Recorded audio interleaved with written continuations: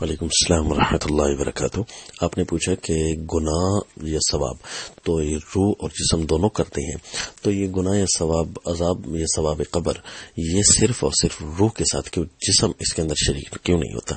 تو یاد رکھیے، جسم گناہ نہیں کرتا، اصل محرک روح ہی ہے، اور جسم تو اس کا ایک ذریعہ ہے اور ایک سواری ہے۔ دیکھیں، زنا جسم کا ایک حصہ کرتا ہے لیکن کوڑے پشت پر لگتے ہیں، ٹائیگر انگلی دباتی ہے لیکن پھانسی کا جو پٹا ہے وہ گلے پر لگتا ہے، تو اس کا مطلب ہے صرف انگلی ہی کاٹنی چاہیے تھی وغیرہ۔ تو جسم گناہ نہیں کر رہا بلکہ جسم تابع ہے، سواری ہے، یہ اصل آرڈر روح کر رہی ہے، اور یہی اصل انسان ہے۔ اور اسی کے ساتھ جو ہے جہنم میں جب اگر جائیں گے تو وہاں سارا جسم انسان کا گل سڑ جائے گا، تو اللہ فرماتے ہیں بدلناہم جلودا غیرہا، ہم ایک اور چمڑا اس کو پہنا دیں گے۔ اب ظاہر ہے دوسرے چمڑے نے گناہ تو نہیں کیا ہوتا، تو یہ دوسرا چمڑا اس کی روح کو سزا دینے کے مختلف ذرائع ہوتے ہیں، تو یہ ایک ذریعہ اللہ دوبارہ پیدا کر کے پھر اس کو سزا دیں گے۔